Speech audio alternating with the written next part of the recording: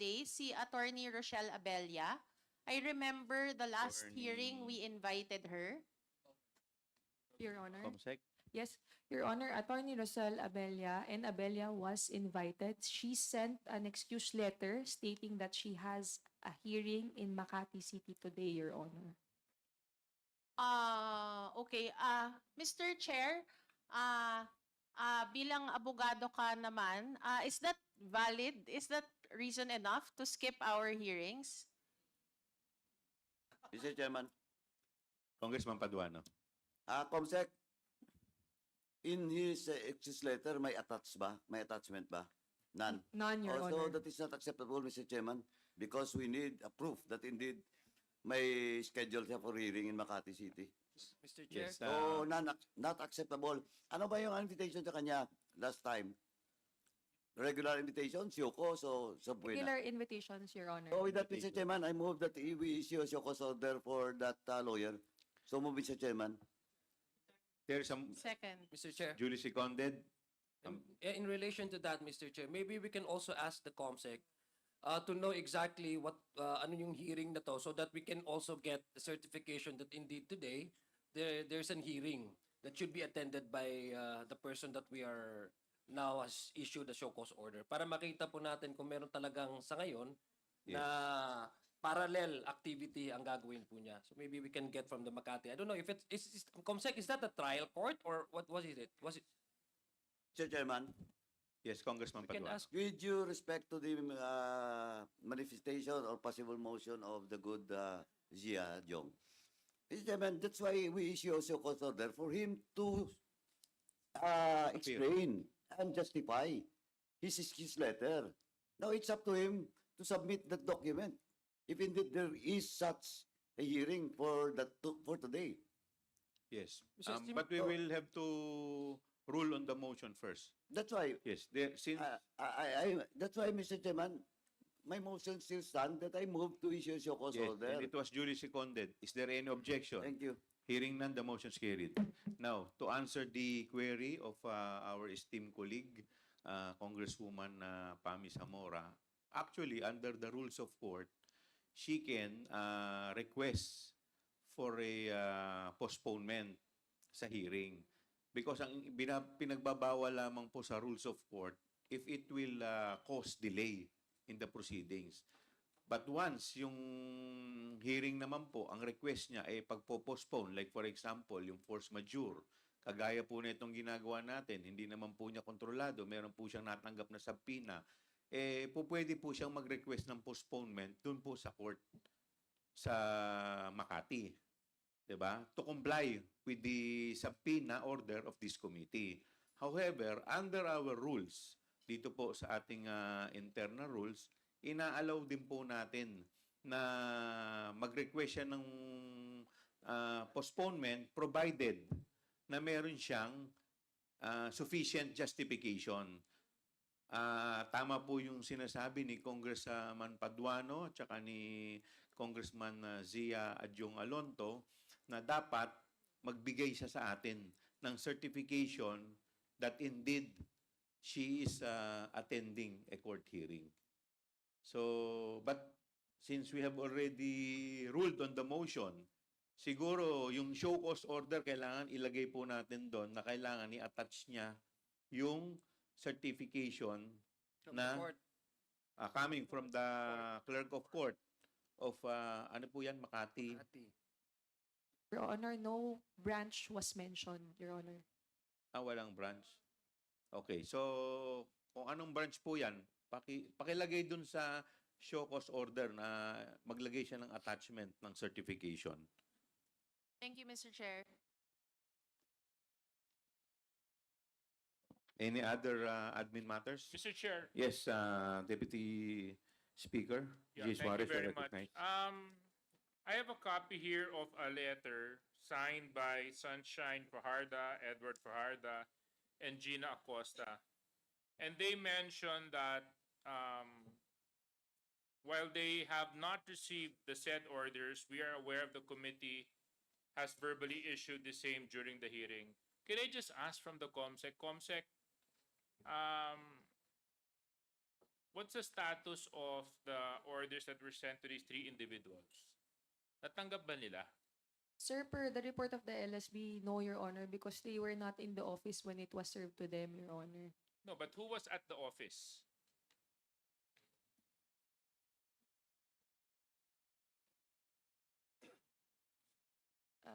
Let me check, Your Honor, from the report of the LSB. At 4:56 Kasi, p.m., kasi alam mo, pwedeng ayaw nilang tanggapin, number one. Pwedeng hindi nila natanggap. So, gusto ko malaman kung ano yung dahilan kung bakit dito sinasabi nila na we have not received the said orders. Your Honor, per the I recognize the COMSEC, the chair would like to recognize the presence of the Honorable Robert Ace Barbers. Yes, please COMSEC, please continue. Thank you, Your Honor. From the report of the LSB at 4:56 p.m. on November 15, Your Honor, they had a brief meeting with the legal team informing them with the arrest order issued by the House of Representatives. During the brief meeting, it was Attorney Lucky Ebrole and Attorney Leandro Resurrection IV, legal representation from OVP, appeared to the team that the said persons have an official travel outside Metro Manila. At 5 p.m. onwards, the team continued area monitoring around Cybergate Plaza and they left the area at 6 p.m. Despite of diligent efforts to implement the said order, subject persons were not found in the Cybergate Plaza office of the OVP, Your Honors. But nevertheless, Mr. Chair also stated here that we are aware of the committee has verbally issued the same hearing. So meaning, alam po nila na meron pong contempt order sa kanila. At dito nga ipinapakiusap po nila na kung maaari ma-lift. So I would just like to stress this, Mr. Chair, because number one, they know of the hearing, they know of the contempt, and yet they continue to defy the invitation of the committee. And likewise, is Mr. Lemuel Ortonio present? COMSEC? Not, Your Honor. I think not, although it was highlighted, there might have been an error in the document presented to me by the pages leader. He's not here either. All right. Well, in any case, Mr. Chair, insofar as an existing contempt order has been issued against these individuals, so let's just put that on the record, no? Thank you very much, Mr. Chair. Well, regardless of their excuse, this is already the, I think, sixth hearing. Eh, yung pong galing Amerika, nakarating nga dito eh. Monday lang po dumating si Attorney Zulaika Lopez. And yet, immediately, nandito po siya ngayong Wednesday. So, I don't think may enough reason pa sila. And besides, under our rules, 2 beses ka lang po pwedeng magpa-excuse or postponement provided may justifiable cause. Eh ito po, 6 na beses na po sila. They were given 6 times, 6 opportunities to attend. So, ni isang hearing po dyan, wala po silang inattendan. So, regardless of their excuse, I don't find it justifiable. Mr. Chair. Yes, Congressman Mugalon. Thank you, Mr. Chair. In relation to the letter dated on November 12, 2024, submitted by Mr. Lemuel Ortonio, and I guess the members of this committee were furnished with this copy of this letter.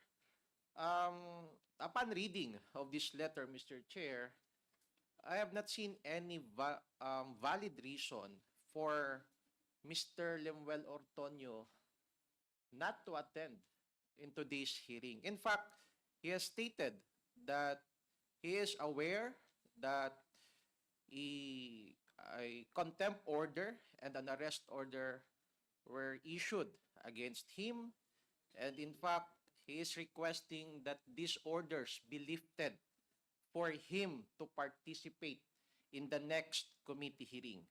let me emphasize, Mr. Chair, that this letter was dated. It's dated November 12, 2024. And today is November 20, Mr. Chair. With this assurance for him to participate in this or today's committee hearing, may I move once more, Mr. Chair, that Mr. Lemuel Ortonio be cited in contempt for the following reason, Mr. Chair.